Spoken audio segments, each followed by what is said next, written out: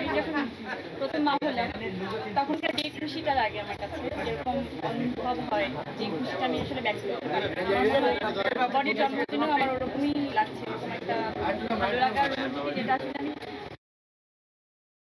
পারে না, তো কোন ওয়েতে প্রকাশ করে সেটা আসলে বুঝে উঠতে পারে না। তো ওরকম আসলে কোনো লাইন খুঁজে পাচ্ছি না যেটা বললে আসলে সঠিকভাবে ব্যক্ত করা হবে যে আমি আসলে আমি আসলে অনেক অনেক অনেক অনেক অনেক খুশি যে বডি আজকে 1 বছর বডির জন্মদিন এবং ভালোবাসা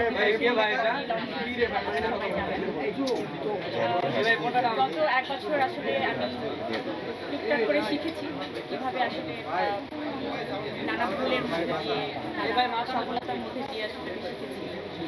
আমার মনে হয় সামনের পথ চলাগুলো আমার জন্য আরো মসৃণ হবে। আপনারা যেভাবে আমাকে সাপোর্ট করেন, ভালোবাসেন, আপনাদের নিজস্ব ব্র্যান্ড করে নিয়েছেন, আমি সবার প্রতি অনেক বেশি কৃতজ্ঞ। এই ভালোবাসা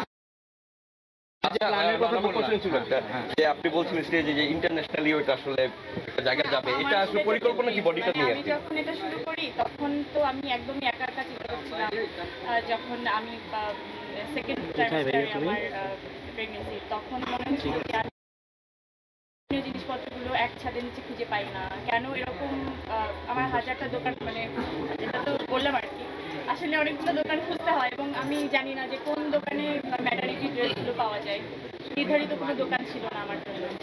তখন মনে হলো যে আসলে এই সাফারটা তো আসলে অনেক মায়েরাই করে, যারা একটু ফ্যাশনেবল ড্রেস পরতে চায়, একটুখানি ঘরের মধ্যে একটু খুবই ক্যাজুয়াল ড্রেস পরতে চায়, নানা ধরনের ড্রেস পরতে চায়, যে বাইরে কি পরবো, ঈদের দিন কি পরবো, বসন্তে কি পরবো, একটা প্রেগনেন্ট মহিলা তখন আসলে কি পরবে, ডিফারেন্ট তাদের জন্য কিন্তু নেই, মানে আলাদা আলাদা করে কোনো ড্রেস নেই।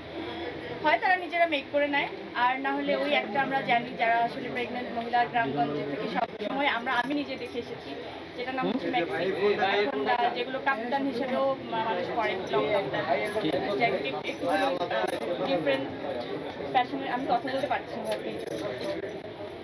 তো আমার মনে হয় যে সেখান থেকে নানা রকম নিয়ে আমার একটা স্বপ্ন ছিল যে মানে আমার টাইম অনেক কম ছিল, তারপরে একটা জার্নি, বাচ্চাকে বড় করা, বাচ্চাকে সামলে, তারপরেও আমি এই স্বপ্নটাকে কিন্তু হাতছাড়া করিনি। আমি আমার স্বপ্নটাকে বাবুর যখন 3 বছর, 2.5 বছর, তখন আমার মনে হয় যে বডি আমি লঞ্চ করতে পেরেছি। তো 2.5টা বছর আমার জন্য 3 বছর, 3টা বছর আমি আসলে এই ড্রিমটা দেখে বডি লঞ্চ করা, তারপরে এখন আজকে 1 বছর হয়ে গেল, বডি লঞ্চ হয়ে গেল। ইনশাল্লাহ আমার এবছরে আপনাদের দোয়ায় আমি চাই, সবাই তো আউটলেট চাচ্ছে, এটা দেখা যাক আমি কতটুকু পারি। আমি একা মানুষ, দুটো বাচ্চা সামলে